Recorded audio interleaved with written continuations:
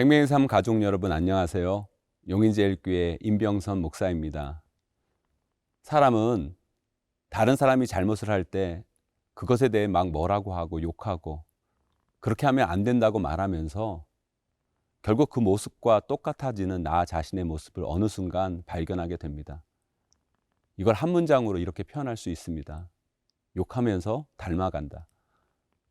오늘 본문의 욥의 고백이 저에게는 이것처럼 들리는데요.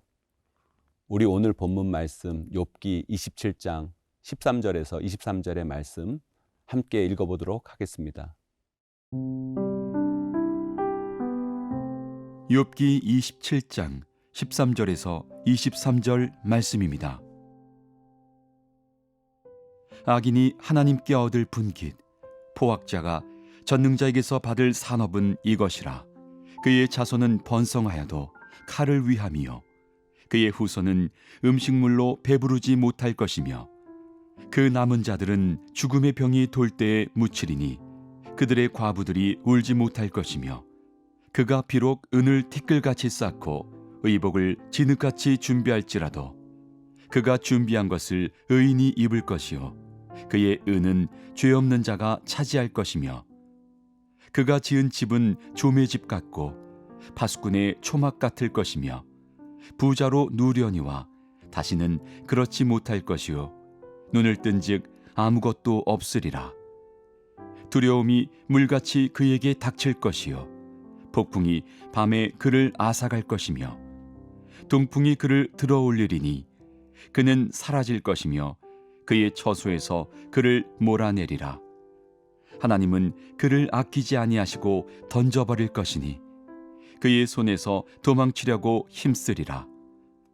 사람들은 그를 바라보며 손뼉치고 그의 처소에서 그를 비웃으리라. 오늘 우리가 읽은 욥의 고백은 정말 다 맞는 이야기입니다. 악인에 대해서 다루시는 하나님의 섭리와 악인이 갖게 될 삶의 결론들, 욥의 고백은 옳은 이야기입니다. 그런데 왜 욥은 갑자기 악인에 대해서 이렇게 이야기할까요? 욥이 지칭하는 악인은 누구이고 지금 욥은 무엇을 이야기하고 싶을까요? 욥은 욥의 친구들에 대해서 지금 이야기하고 있는 것입니다. 자기에 대해서 비난하고 정죄하고 판단하고 있는 욥의 친구들의 말이 잘못되었고 결국 그 말은 부메랑이 되어 자신들에게 돌아가게 될 것이고 결국 그 결과를 맞이하게 될 것이라는 이야기를 악인을 들어 돌려 말하고 있는 것뿐입니다. 지금 욥은 자신의 친구들을 악인이라고 부르고 있는 거나 마찬가지입니다. 그리고 자신은 그 악인의 반대, 의인이라고 말할 수 있겠죠. 지금 욥이 하고 있는 이 말과 태도가 고난을 앞에 두고 힘들어하는 욥을 향해 정죄하고 비난하는 친구들의 말과 뭐가 다르다고 말할 수 있을까요? 네, 물론 그 친구들도 잘못했죠. 아니, 고난당하고 있는 친구에게 찾아와서 하는 이야기가 너가 하나님께 잘못해서 이런 일을 당하는 거다. 하나님께 잘못한 일이 없다면 결코 이런 일은 당하지 않았을 거다. 이건 너가 잘못 산 삶의 결과다. 아니, 고난당하는 친구에게 위로를 해줘도 다시 일어날까 말까 할 판에 이런 가슴 찌르는 소리를 마음 아프게 하고 힘들게 하고 아프게 하는 친구들의 말은 분명 잘못된 말일 것입니다. 그런데 지금 욥이 하는 말의 내용은 뭐입니까? 그 친구들을 악인으로 지칭하고 그 악인들이 당해야 하고 그 악인이 맞이할 삶의 결론을 말하면서 지금 그 친구들을 저주하고 있지 않습니까? 이것이 바로 미워하면서 닮아간다는 인간의 모습이 적나라하게 드러나는 순간입니다. 사랑하는 생명의 삶 가족 여러분, 오늘 욥이 친구들 앞에서 하는 이 말이 겉으로는 맞는 말이고 좋은 말처럼 보이지만 그 속에는 친구들을 향한 비난과 정죄와 판단을 담고 있습니다.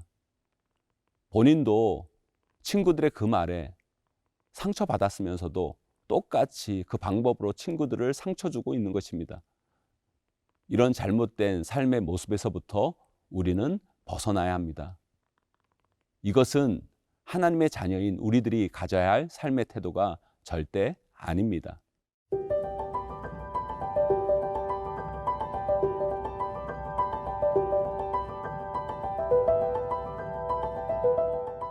인생을 살다 보면 우리가 누군가하고 말로 논쟁을 하거나 다투거나 적대 관계에 이를 때가 있습니다.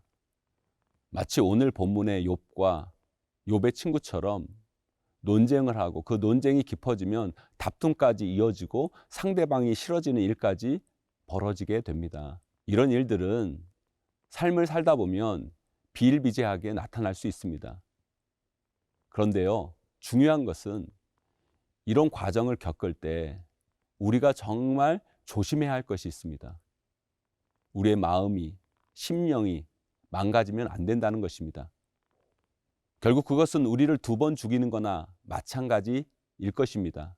우리가 누군가와 적대적이거나 다툼이 벌어지면 우리 생각과 말은 싸움 모드로 변합니다. 우리의 삶이 싸움 모드로 변할 때 무서운 게 뭐냐면 싸움 모드 안에서는 뭐가 옳고 맞고 진리인지가 중요하지 않습니다. 오직 저 사람을 이기는 게 중요하고 저 사람을 누르고 내가 승리하는 게 중요할 뿐입니다. 그럴 때 우리 삶은 본말이 전도되어 버립니다. 처음에는 다툼이나 논쟁이 시작되었을 때 내 생각과 말의 옳음으로 접근했는데 이제는 옳고 그름이 중요한 것이 아니라 무조건 저 사람의 말이 싫고 저 사람이 믿고 저 사람을 결코 용납할 수 없게 되는 지경에 이릅니다. 결국 그 싸움을 통해 우리는 진리와 멀어진 사람이 되고 결국 그 사람이나 나나 똑같은 사람으로 전락되어 그 싸움은 우리의 마음과 심령만 피폐하게 만들고 둘 다 패자로 만드는 안타까운 결과가 만들어집니다. 사랑하는 생명의 삶 가족 여러분, 네, 그렇습니다. 인생을 살면서 우리는 누군가와 다투거나 싸우거나 하는 일이 없어야겠죠. 그게 제일 좋은 것일 겁니다. 그러나 우리 인생은 그리 호락호락하지 않습니다. 살다 보면 다툴 일도 벌어지고 나의 옳음을 주장할 때도 생기고 그게 싸움으로 이어질 때도 있습니다. 그럴 때 우리는 조심해야 합니다. 이 다툼이 왜 시작되었는가? 나는 무엇을 위해 싸우고 있는가? 내가 주장하고 있는 정의, 옳음, 진리는 과연 무엇인가? 나는 이 다툼을 통해 그것을 향해 가고 있는가를 점검하지 않으면 결국 그 다툼은 우리를 2번 죽이는 꼴이 되고 맙니다. 욥은 지금 친구들과 논쟁 중입니다. 다툼 중입니다. 이 논쟁의 시작은 친구들이 와서 잘못된 논리로 욥의 마음에 상처를 줬고 욥은 그 상처에 대해서 방어하는 차원에서 자신의 주장을 펴다가 결국 논쟁까지 이어진 것입니다. 그런데 지금 욥이 친구들에게 상처 주고 있습니다. 그들을 악인으로 지칭하며 저주를 퍼붓고 있습니다. 이 논쟁과 다툼이 욥을 피폐하게 만들어 가고 있는 것입니다. 사랑하는 생명의 삶 가족 여러분, 사탄은 우리를 죽일 수는 없어도 피폐하게는 만들 수 있습니다. 그 사탄의 괴계에 말려들지 말아야 합니다. 우리는 영적으로 깨어 하나님의 진리의 파수꾼으로 이 땅에 온전히 하나님의 의를 심어가는 믿음의 사람들이 되어야 할 것입니다.